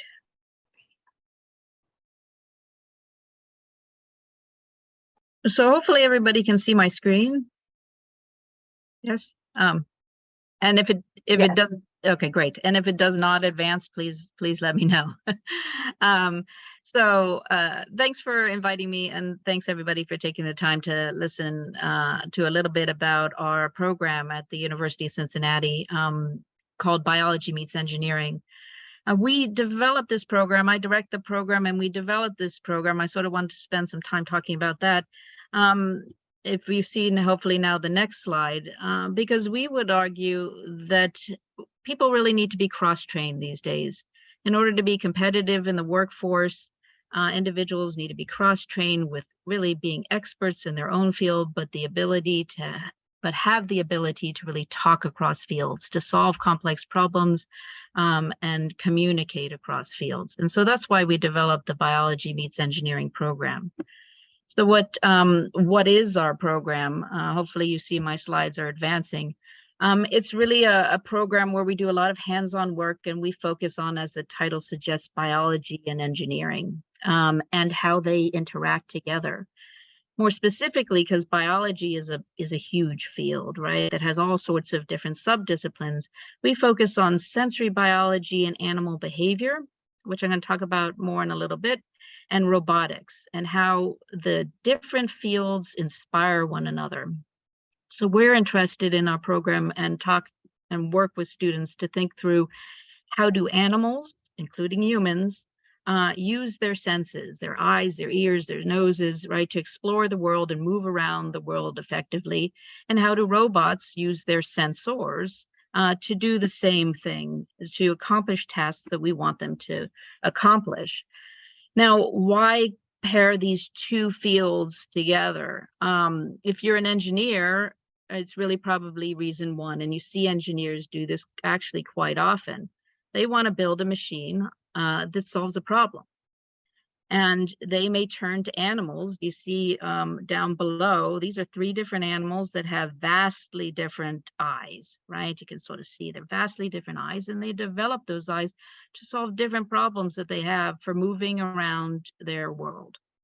And engineers can get inspired by animals that have already solved problems and copy them in order to solve problems that we have in the engineering world. So we can build better machines. As a scientist, because I'm a scientist, I study the sense of smell in insects, we can actually use robots to understand how animals and humans work. And I'm going to give you an example of that. And that's why we think that it's important to start thinking not just about one field or the other, but to think about multiple fields. So hopefully you see that there's this bat flying towards a leaf, trying to grab this dragonfly off the leaf. This is actually work done by a faculty member, shown here, Dieter van der Elst, at the University of Cincinnati. He's interested in using robots to understand how bats can do this. How can they move around in complete darkness and not hit things, and actually be able to find that object on a leaf? And he uses robots to do that. Now you can also, right, bats are amazing at being able to do this, move around in the dark and not hit anything. We can use bats to understand how to design robots that need to move around in the dark or in smoke-filled rooms when we're talking about search and rescue, right? There are often times where you can't just shine a light and have a robot move around, and we can learn from animals how they do it, and maybe we could learn how to do it better ourselves. So for him, he's interested in using robots to understand bats. So he actually can 3D scan the head of a bat. Different bats have different ears. He can 3D print different ears, and he can put those ears on a robot. So here you see this little red robot, doesn't fly, but it rolls around. And if he believes, right, that he understands how a bat moves around, then perhaps one might argue he should be able to program a robot to move around like a bat. And if he can't do that as a biologist, he might ask, what am I missing, right? What do I not understand? So really the program tries to marry the two fields together, biology and engineering. So if you're interested in animals, we learn about animals, including humans. How do our ears work? How do our eyes work? How do our noses work? And also, so you can learn about animals, and you can also learn from animals. Shown here, this is actually a robot that's been decorated to build better robots and build better sensors for detecting, in this case, sound, right? This fox has these amazing ears for detecting sound. And we've created a student in the program ears for the robot as well. And there's a reason for that. So we do hands-on activities. I'm going to talk about the program in more detail in a few minutes, the nuts and bolts. We, for instance, study sound, and we design robots to study sound. We also study our own ears and say, how do our ears process sound? How do we figure out that sound's coming from the right or coming from the left? How does a robot do that? So we study sound and hearing. We also talk about sense of smell, our eyes and vision and touch, and how all of that works and how different animals have come up with these different solutions. So we talk about the biology and the concepts in biology and how that applies to engineering and vice versa. So now, nuts and bolts. What's our program all about? It's at the University of Cincinnati, and we hold it in the building that holds the Department of Biological Sciences, and it's for high school students. There are 3 components to the program. You don't necessarily have to take all 3, but there's a summer program that I'm going to focus on today because that's the one that's coming up most immediately. There's a college credit plus course that you can take, right? Get college credit while you're in high school. That's actually going on right now. We'll have it again next spring. And then if you successfully do one of those 2 pieces of the program, then they're competitive paid internship opportunities doing research in labs that you can apply for. So those are the 3 components. I wanted to briefly just really focus on what's coming up now, because this is the application that's coming up, and that's the summer program. It's 3 weeks. Dr. Rollman, if I could just interrupt just a moment. You have about 2 more minutes left. Just I'm almost done. Oh, okay. Almost done. Okay, Don't worry, I'm wrapping it up. But so summer program, 3 weeks, June 1st to the 22nd, Monday through Friday, 9 to 3 p.m. You do hands-on activities, you build robots, you do biology activities, you work with university professors. There's no fee to participate. We go on field trips, we go to the zoo, we've gone to P&G to learn about sensing from an industry standpoint. We have college career readiness workshops. We provide all materials and equipment. If you need parking, we pay for parking. If you need a Cincinnati bus pass to get to us, we pay for that. We also pay for lunch. So how do you apply? Liz will have our online portal. You go to the website. The final application deadline is the 21st. You start looking at the applications on March 13th, but that final application deadline is the 21st. And I just encourage you, when you look at the application, it's fairly straightforward. What's the basic information? Like, what's your name, address? What are you interested in? But really take a moment and think about the question where it says, what do you hope to gain from this? What do you hope to gain from this program that you might not get if you attended a different program? What do you hope to gain from this program? Maybe it's, I don't know, but I just think this is really interesting and I hope to learn more, and that's fine. And then you can see more videos about our program here, and that's my last slide. I'm Stephanie Rollman. Please email me if you have questions. Thank you so much. I think there were a couple of questions about how old you need to be, or if you can be a freshman in high school and apply for this. Typically, the content is geared towards rising juniors and seniors, but we've also had rising sophomores, and we've also had freshmen apply. So we welcome all applications. I encourage people just at that point where it says, what do you hope to get from this program, that you focus on thinking that one through. Wonderful. Thank you so much. It sounds like a great thing that can launch you into a lot of different other opportunities as well. So thank you so much. Thank you. Okay. Our next speaker is Blair Bardish. She is with UC Engineering and also the GE Next Engineering program. So welcome, Blair. Thank you. Hi, everybody. So I am also from UC. I am from the College of Engineering and Applied Sciences in the Office of Inclusive Excellence and Community Engagement. So the mission and vision of our office is to diversify the future field of engineering through racially and ethnically diverse students, as well as women and LGBTQ plus students. So Liz, if you could share my flyer, I would greatly appreciate that. I have actually we have 7 weeks of camp. We have 2 separate programs that we run. So I'm going to talk as quickly as possible as I can. And I will leave my contact information in the chat for anyone to get a hold of us. But we primarily are I like to call it the engineering sampler. So if you think you might be interested in engineering and want to get some more hands-on experience, this is where you're going to come. So we offer 7 weeks of camp. The first week is women of color, and that's the first week of June. Second week is men of color. And then we do, thank you. And then we do 4 weeks of this GE Next Engineers camp program. It is a 5-day program with the exception of the first week because it's Juneteenth. So we have all the camps are from 9 to 4 with the exception of that 4-day camp week with Juneteenth. That's an 8 to 4:30 program. We accept incoming freshmen and sophomores for the GE Next Engineers program. And then we offer, it's for incoming freshmen and incoming seniors for the men of color, women of color. And then the last week of July is just a general College of Engineering camp that you can come and do with us. We also provide you bus passes. If you're from I think it's 20 miles out, we provide you with free parking. We also provide lunch and a light breakfast for all of these. And then we do take you around the city, depending on which week you come and spend with us. It depends on which organization or business we're going to go to. So we'll be going to GE, we will be going to PNC, we'll be going to Attracure, we'll be going to some of those larger engineering organizations and businesses throughout the city. So yes, if you are 13, but you are going into a freshman in high school, you can do this program.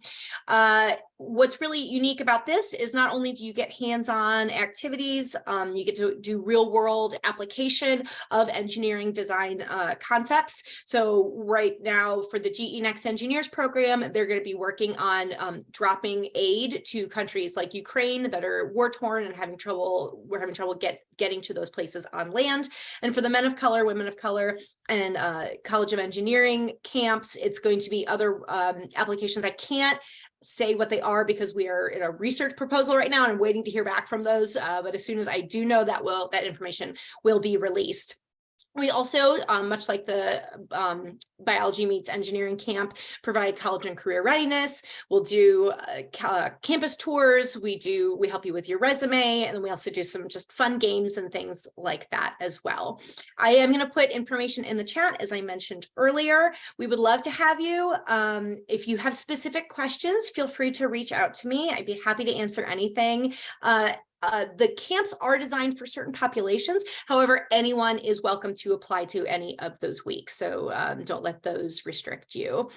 And I think that's it. I know we were running over, so I was trying to go as quickly as possible, but please don't hesitate to reach out. I'm kind of new in my position, so I might not have every answer for you immediately, but if I don't, I will get back to you as soon as I can. And you can email me at ceassummercamps@ucmail.uc.edu. Thank you, Blair. So just to make sure that people get the main idea. So it looks like with the GE program, it's a 1-week camp and you're offering it 4 times in the summer. Yes, thank So you for clarifying. Yes. So women of color is a week, men of color is a week, and then the GE Next Engineers camp, it's 4 weeks, but it's the same camp every week. So we'll ask you only come to 1 week because A, you're going to be getting the same information over again, and then B, we're trying to expand that for as many students as possible. We aim to accept over 400 students this summer for our program. So if you know anybody else that's interested, feel free to pass along our information. Our application for GE Next Engineers is currently open. Again, I'll put that information in the chat. The Men of Color, Women of Color, and College of Engineering camps, that application stages, we anticipate that being released either late this week or early next week. And again, I'll put the information for that in the chat. And all of these programs are free of charge, correct? Free of charge, yes. It is not college credit. However, it does look good as a resume booster. I do also want to briefly mention, we do have a program called GE Next Engineers Academy that we just accepted our second class for that. That is a 3-year program, and you come for 80 hours a week, or excuse me, 80 hours a year for sophomore, junior, and senior years. And if you complete all 3 of those years and go into an engineering program, and it does not have to be at UC, GE will give you $20,000 for college. So this is the first step in that. So if you do the camp, you kind of have a leg up on the GE Academy application. Wow, so you could do the camp and then possibly kind of continue it throughout your high school career, being part of the GE Academy program as well. That's correct. And the Men of Color, Women of Color, and CEAS camps, we do offer some scholarships on the Friday presentations for those camps. Oh, very good. Okay, questions. Does anyone have questions in chat? Or hi, Ryan. Yes. So nice, and all these things that you see are so great here, being at the Clifton Branch, right in the same neighborhood. It's wonderful to have all these things so close by. So yeah, I think if we can ready to move on, we'll go ahead and move on. Thank you so much. Okay, our next program is the Green Teens at the Civic Garden Center of Cincinnati, and our presenter is Mary Dudley. Hi, everyone. I do have a few slides that you can share with folks. I'm really glad that we're sticking through the dinner hour. But wow, I've been so impressed with what I've heard so far, and I'm really honored to be part of this group and to share with you a brand new program that the Civic Garden Center is launching. So the Civic Garden Center has been around for about 80 years. Our home base is in Avondale. And if you haven't visited the Civic Garden Center, I highly recommend it. We are adjacent to an 8-acre city park. And we also have a wonderful opportunity for students to learn about sustainability, ecology, and green living. So if you're someone that likes to get outside and you want to know more about your food system, you want to learn more about how you can live a sustainable life, the Civic Garden Center has so many opportunities. We have classes for students, we have volunteer opportunities for you to get your service hours, and we are actually in quite a few high schools already. So there might be a good chance that you can collaborate with your peers in your own schools. So I'm just going to go over a little bit about Green Teens. Thank you so much. It was perfect. And we have 3 different opportunities that I'm going to cover today. The first is the Green Teens Challenge, which has gotten launched in the last just month. And it's a spring semester pilot right now. We are working with 8 different schools on this challenge. It is a friendly competition between high schoolers all over the city that want to showcase their environmental efforts. I spent the last 5 years teaching agriculture at Gamble Montessori High School, and I felt that there was a need for young people to make their voices heard and really share what they're doing. And so I created this competition so that students could practice environmental policy and be able to put some of what they're learning in the classroom into a real world situation. So each month we have different themes, and then students perform those challenges. They submit their entries, they earn points, and the school or organization that earns the most points gets $1,000 to spend on their environmental programming.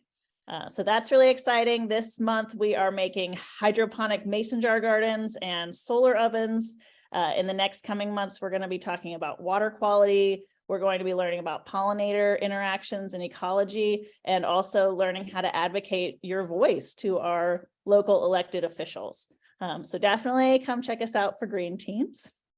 Field studies happen at the Civic Garden Center, and so we welcome groups of any size to come and tour our facility. We have an old Southwest Ohio gas station that we've converted into a Platinum LEED certified building that now showcases lots of opportunities for rainwater harvesting, composting, rooftop gardening.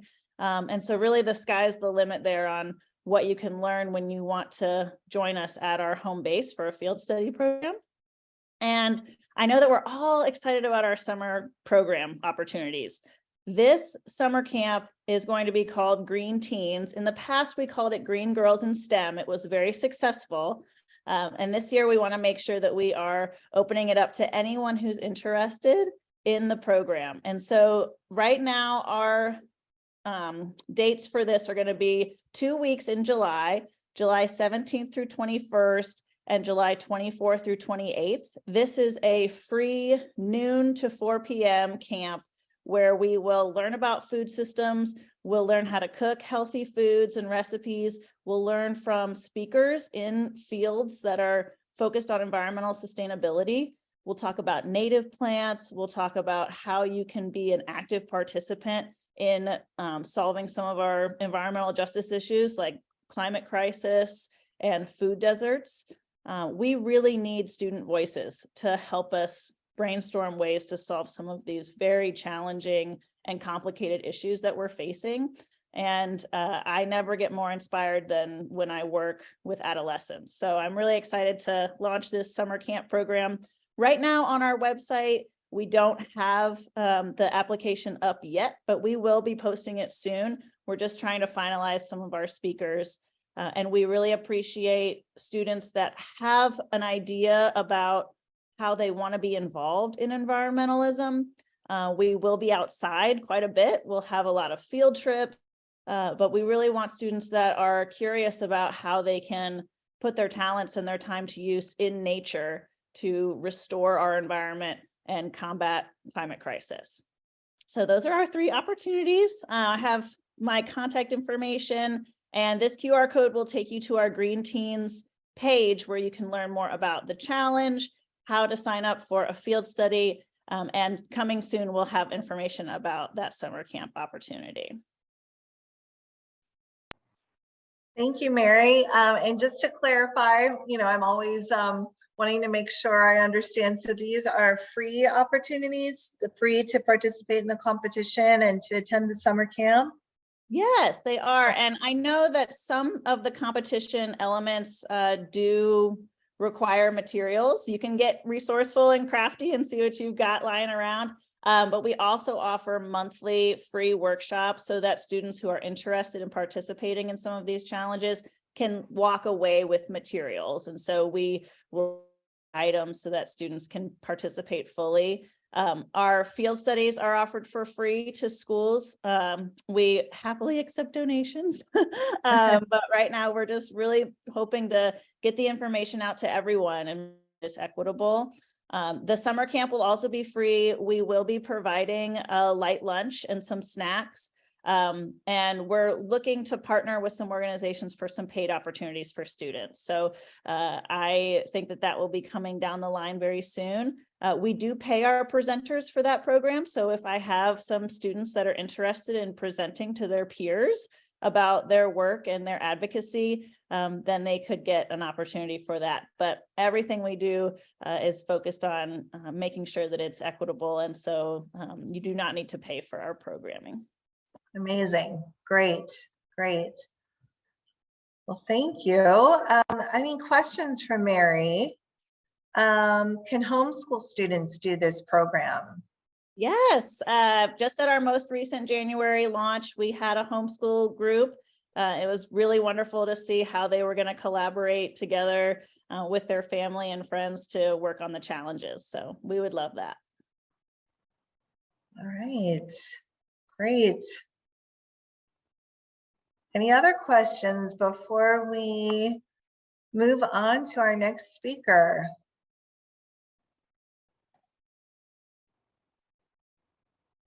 All right, well, thank you so much, Mary. Very good information. We appreciate it.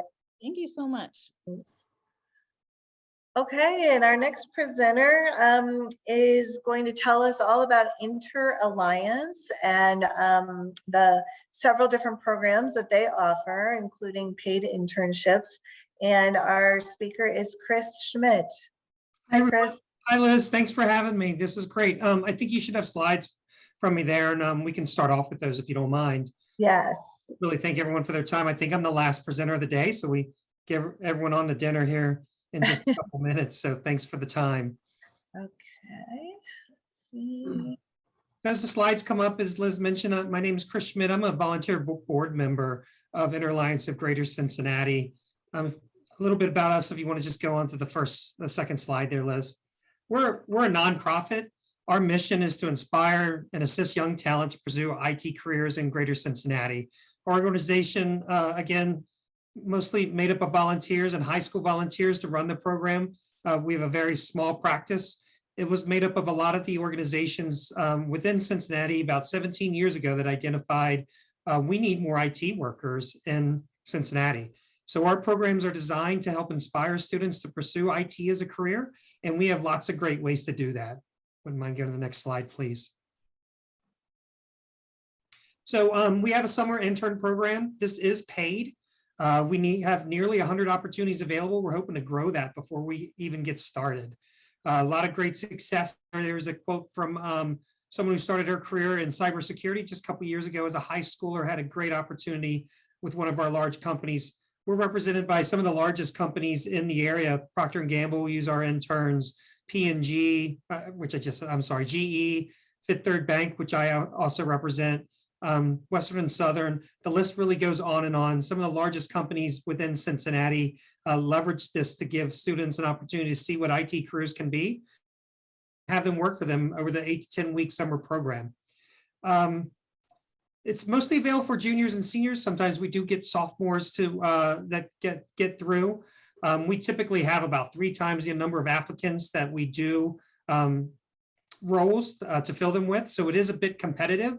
But even if you're not sure if your student would be interested in IT or doesn't feel, this is fine, you can go to this one. Okay. That you're not quite sure if they like IT or would want to pursue a career in IT or have any idea what IT would be like because they've had no exposure to it. The first thing I would recommend is joining our Tech Olympics. So our Tech Olympics is a convention we have at Great American Ballpark each year, which brings business and colleges and field speakers in to introduce high school students to what a career in IT can look like. There's different levels of skill that are part of this weekend. Some students come from prepared organizations that are there to compete. Some students come in wondering what an IT career might be about, have no idea, and just want to see what everything's about. So if you have a high school student that may be interested in learning more about IT, I can't recommend this weekend enough. You can get the registration on interalliance.org, which is our website. It will also be shown on the last slide of this. There's information there to sign up. There is a fee to attend Tech Olympics, but to be honest with you, we've never turned anyone away because they couldn't make the fee. So there's a way to get scholarships for that as well. But we have 300 plus students that come to this event, 100 plus sessions of all skill levels, and 50 plus regional partners that come and be part of this day to help students understand and learn a little about IT. During this Tech Olympics, we also make available the role descriptions, the nearly 100 roles that we'll have available this summer. Those will get released at Tech Olympics, and you have an opportunity also to kind of start that that process of getting to know the companies and potentially landing an interview with them about one of the internships during Tech Olympics. You want to go to the next slide, please? So we have some important dates around our internships.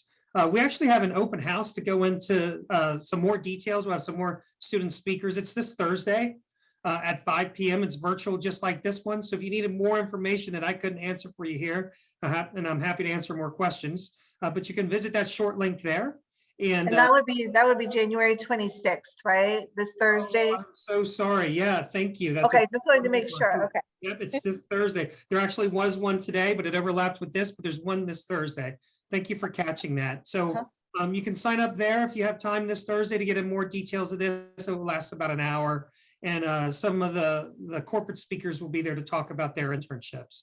We have Tech Olympics, which I mentioned is February 18th and 19th. You can sign up at our website down below. If your students are too young, maybe freshmen or sophomores, too young for our internships, it's a great way to at least to start to get experience of what IT careers could be and to start building a resume through some of the training sessions and so forth that we offer to prepare. We do resume building and LinkedIn profile building exercises at Tech Olympics. We also do them virtually throughout the year to help students also get prepared. So if you're worried about how to apply for one of our internships, we do have sessions that will be available on how to do that and walk you through it. So if you don't have those things available, that's okay. We open the applications for the internship starting February 18th. That lasts for a month. Then we start to select who would be interviewed March 24th.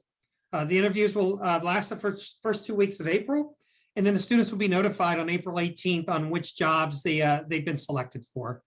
The students' decisions are due on April 20th, so we can make sure that we get all of our slots filled by a student.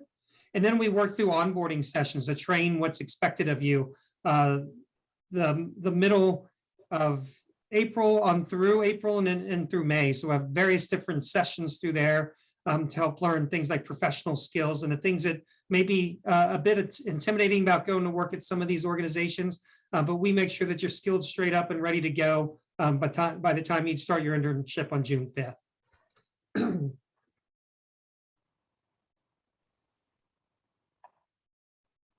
Okay, if you want to go to the last slide, I believe it is. Okay.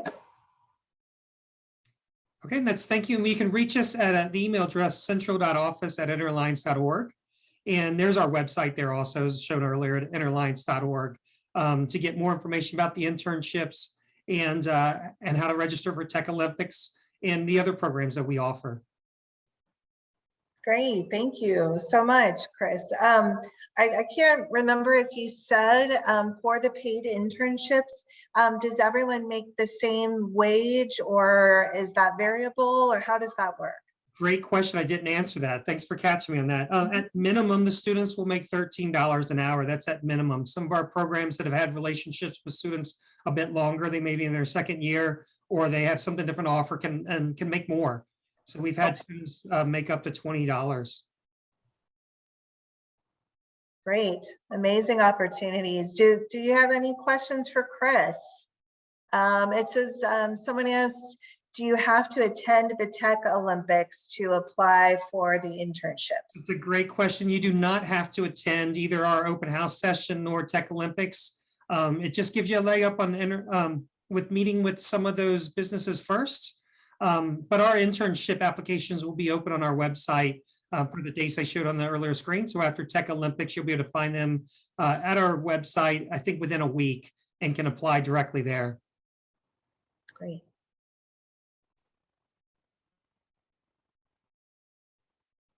Other questions for Chris?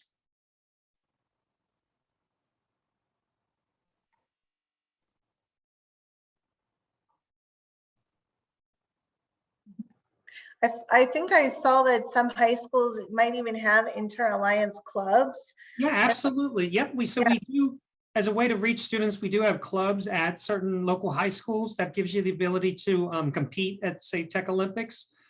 Get you a leg up on learning a little more about IT careers during your school day and your school club hours. Again, not required to apply for internships, but it definitely gives you a leg up because of the experience and the training you have from one of your school clubs. If your school doesn't have a club, don't let that dissuade you. We still have plenty of interns that come through schools that do not have our clubs already. Okay, good, good. Okay, well, thank you so much. I really appreciate, we got another question. Any examples of IT careers for teens who are interested? Yeah, absolutely. It runs the gamut. As I mentioned, we have upwards of 100 internships. I can speak from experience that we have a lot of those in IT security, helping. These are real projects for real companies within our area. They don't just carve out educational opportunities for students. This is work that needs to be done at these companies.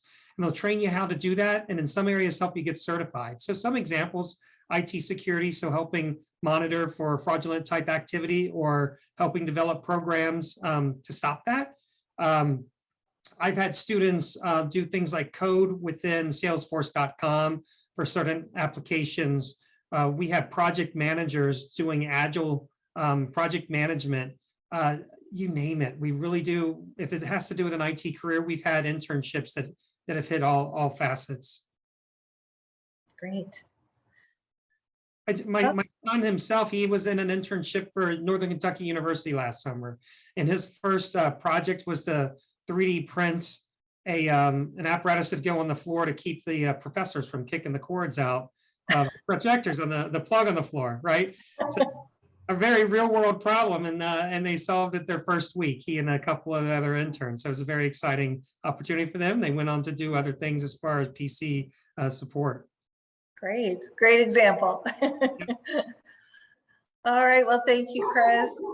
Thank you for joining us. And I think we're about finished here. We've made it our 2 hours. So wonderful presentations across the board. Thank you so much to all of our speakers and all of our participants who asked questions, who have been listening along and are going to research some of these opportunities after today. I want to say here at the library, we welcome your questions. So if you are interested in one of these programs, but you feel intimidated about putting together your application or you're not sure what to do, you can reach out to me. You can reach out to a librarian at your local branch.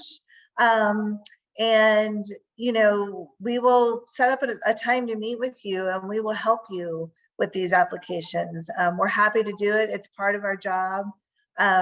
So please keep that in mind, and you can do that by calling your local branch. You can visit chpl.org, and there's a way to make an appointment with a librarian, and you can submit your request for a good day and time that works for you.